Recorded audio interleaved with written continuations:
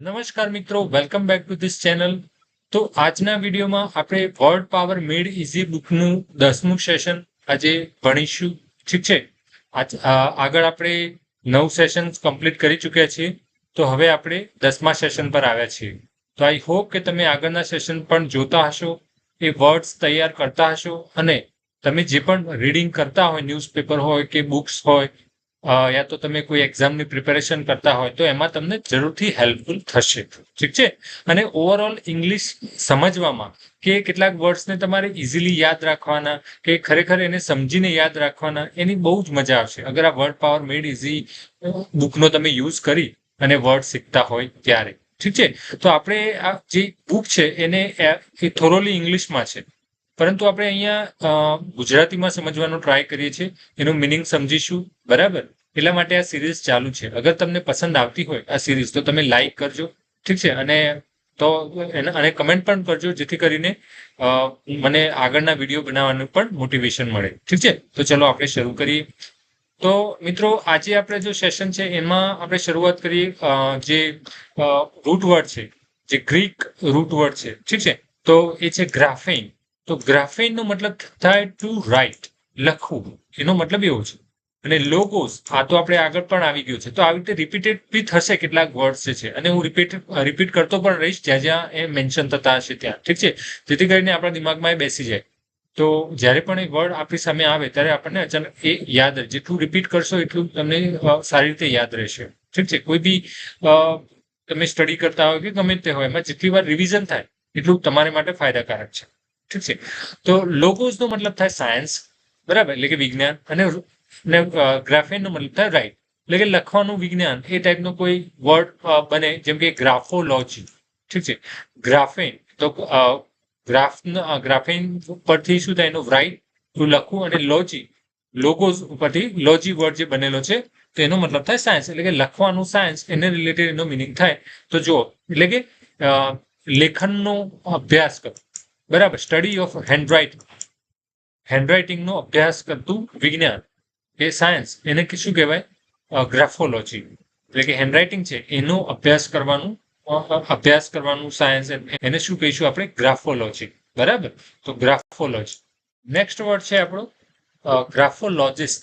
જે આપણે આગળ જોયું કે ગ્રાફોલોજી એટલે કે હેન્ડરાઇટિંગનો અભ્યાસ કરવાનું વિજ્ઞાન, એટલે જે લેખનનો અભ્યાસ કરતું વિજ્ઞાન, એને કહેવાય ગ્રાફોલોજી. પરંતુ જે એ અભ્યાસ કરે છે એ વ્યક્તિ, એને શું કહેવાય, ગ્રાફોલોજિસ્ટ. બરાબર.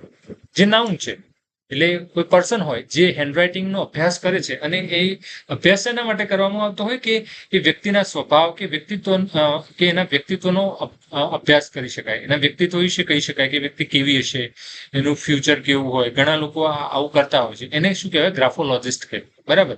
કે કોઈના હેન્ડરાઇટિંગ જોઈ કે કોઈની સિગ્નેચર જોઈ અને એનો સ્વભાવ નક્કી કરે. ઠીક છે. એનું વ્યક્તિત્વ નક્કી કરે.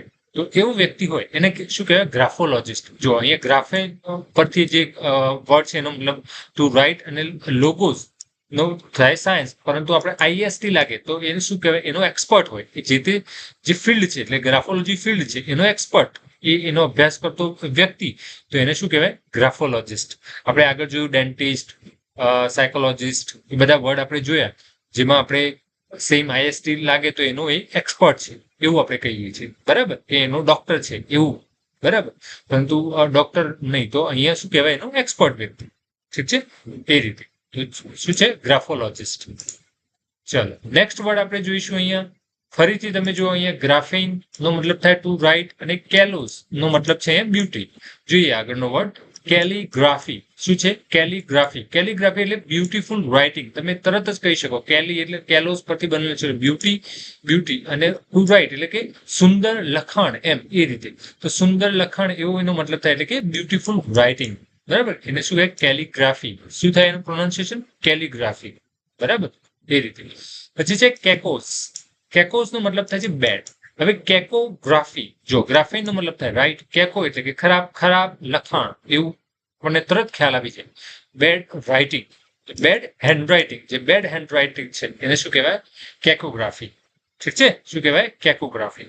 તો કોઈ ખરાબ લખાણ હોય તમે જુઓ એને શું કહી શકો? કેકોગ્રાફી. ઠીક છે. તો જો અહીંયા કેકોઝ નો મતલબ થાય ખરાબ, એના પરથી વર્ડ બનેલો છે. અહીંયા છે કેલોઝ એટલે કે બ્યુટી, એટલે કે બ્યુટીફુલ લખાણ. તો કેલિગ્રાફીનો ઓપોઝિટ વર્ડ થાય કેકોગ્રાફી. ઠીક છે. એ રીતે તો કેલોઝ વર્ડ પણ ક્યારેક આગળ યુઝ થશે. બરાબર. તો આપણને આ રીતે આ જે રૂટ વર્ડ છે એના પરથી આપણે એ વર્ડ છે એ ડિરાઈવ કરેલા છે. આ બધા રૂટ વર્ડ ઉપરથી આ વર્ડ જે આપણે ઇંગ્લિશમાં જે અત્યારે યુઝ થાય છે એ બધા વર્ડ ડિરાઈવ થયેલા છે, એટલે એમાંથી બનાવેલા છે. એટલા માટે આપણને સરળતાથી એનો મતલબ સમજી શકાય કે કઈ રીતે આ બનેલા છે. એ ગ્રીક ભાષામાં કે લેટિન ભાષામાં એ વર્ડ યુઝ થતા હોય છે. એના પરથી આ જે ઇંગ્લિશના વર્ડ છે એ બનેલા છે. એટલા માટે એનો આ રીતે આપણે અભ્યાસ કરીએ છીએ. બરાબર. ઠીક છે.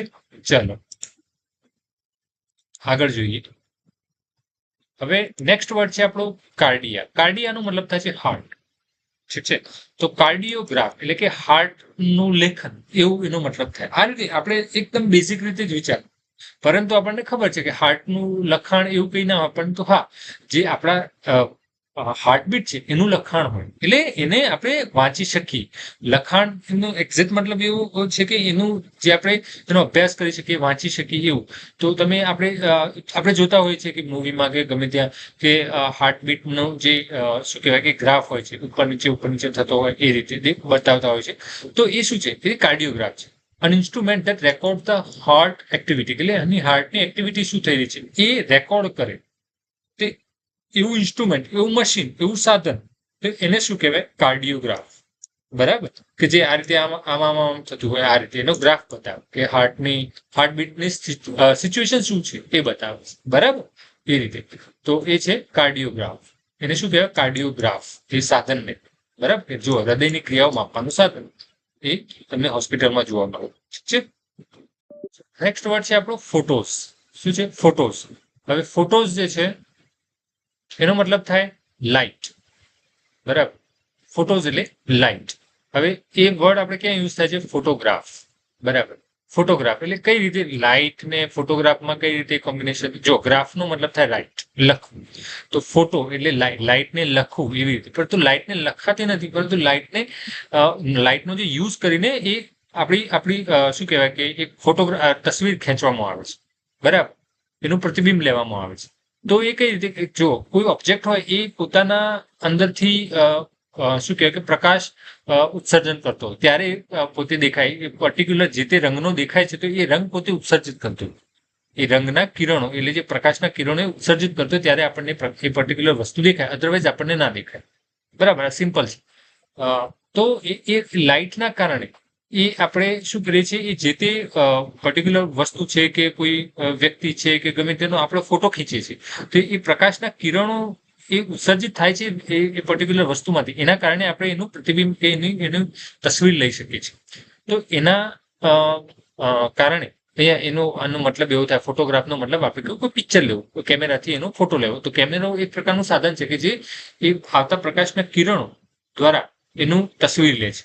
બરાબર. તો એનું સાયન્ટિફિક જે રૂલ છે એ પ્રકાશના રિલેટેડ છે. બરાબર. એટલે એને કહેવાય ફોટોગ્રાફ. ફોટોગ્રાફ એટલે કે તસવીર લેવી, કેમેરાથી ફોટો લેવો, એને કહેવાય ફોટોગ્રાફ. ફોટો હોય એને કહેવાય કે જે કેમેરાથી આપણે લઈએ છીએ. બરાબર. ચલો નેક્સ્ટ વર્ડ આપણે જોઈશું.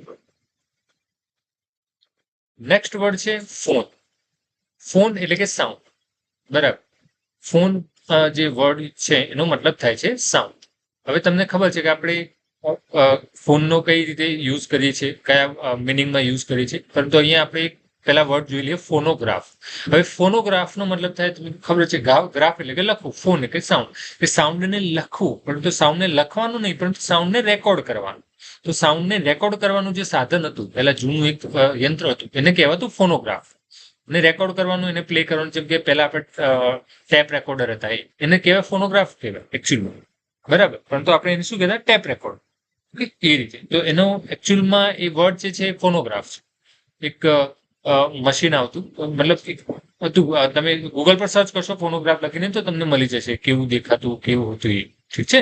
તો મતલબ અહીંયા આપણે મેઇન ઇન્ટેન્શન એ છે કે આપણે વર્ડને સમજીએ.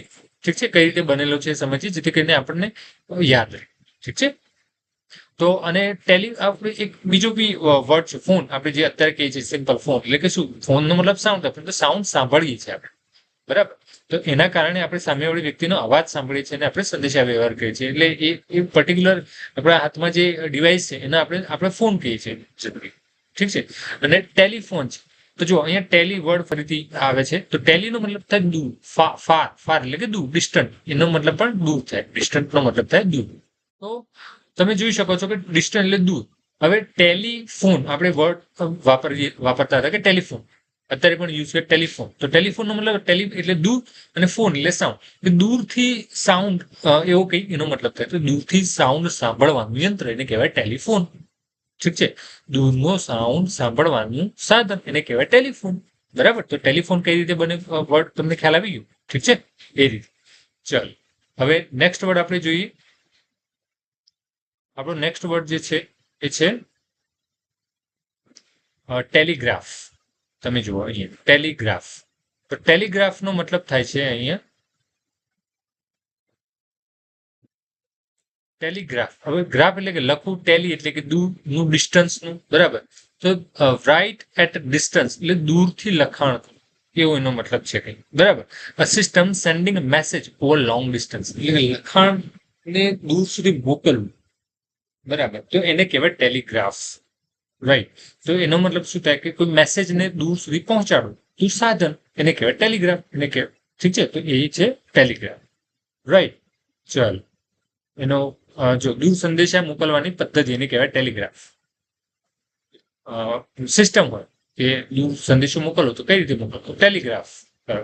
ટેલિગ્રાફ કરો. બરાબર. તો એને કહેવાય ટેલી એટલે કે દૂર, ગ્રાફ એટલે કે લખાણ. તો લખાણને દૂર મોકલવાની પદ્ધતિ એટલે કે લખાણ એટલે કે સંદેશો આપણા અર્થમાં જે થાય છે. બરાબર. કે દૂર સંદેશો મોકલવાની પદ્ધતિ એને કહેવાય ટેલિગ્રાફ. આઈ હોપ કે તમને ખ્યાલ આવતો હશે કે વર્ડ કઈ રીતે બને છે.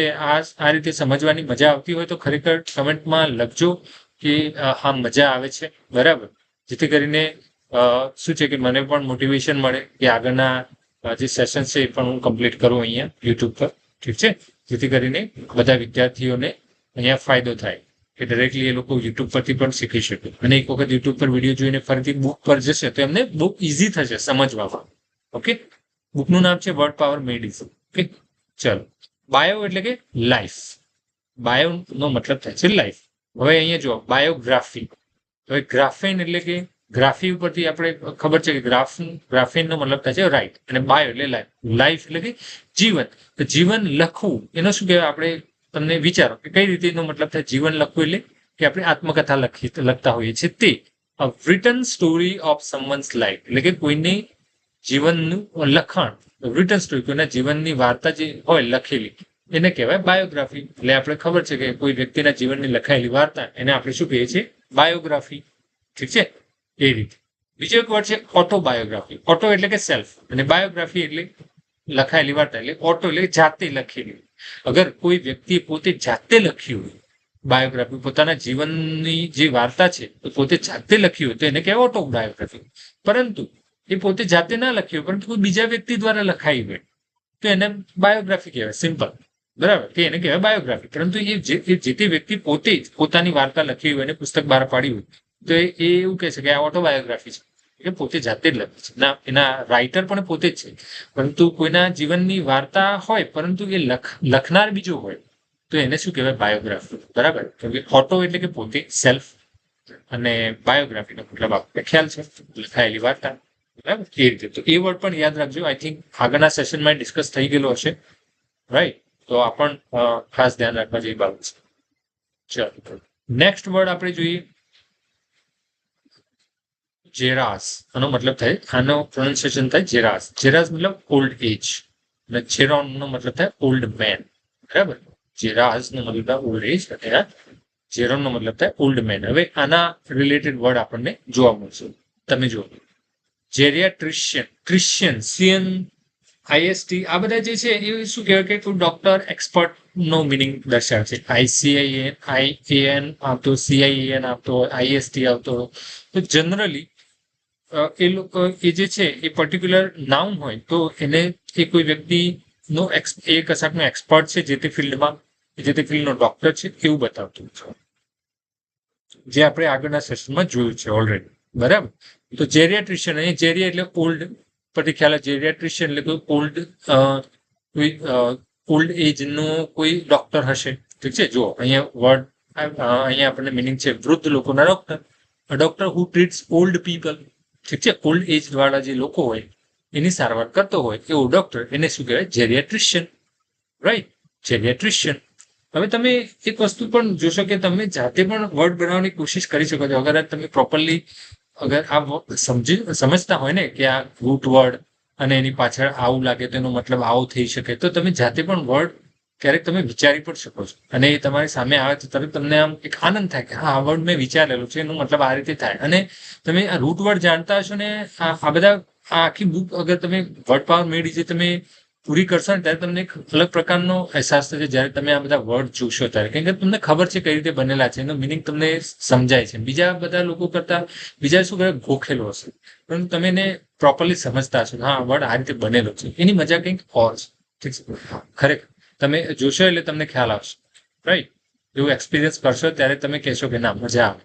ત્યારે અગર એવું થાય તો આ અહીંયા વિડીયોની નીચે કમેન્ટ કરવા આવજો કે હા, મેં બુક વાંચી અને મેં આ વર્ડ મળ્યો. અગર તમને કોઈ બુક ઇંગ્લિશમાં કંઈ વાંચતા હોય ને આજે વર્ડ પાવર મેડ ઇઝીમાં આપણે જેટલા બી સેશન કર્યા એમાંથી કોઈ વર્ડ મળી જાય, ઠીક છે, તો અહીંયા કમેન્ટમાં આવીને લખજો કે હા, તમને એનો મિનિંગ ખબર હતી, તમને સમજાયો બીકોઝ ઓફ ધીસ વિડીયો. તમને આ વિડીયોની હેલ્પ થાય ગમે ત્યાં, ક્યાંય કોઈ એક્ઝામમાં કે તમારા જીવનમાં ગમે તે ઇંગ્લિશ શીખવામાં કે ક્યાંય.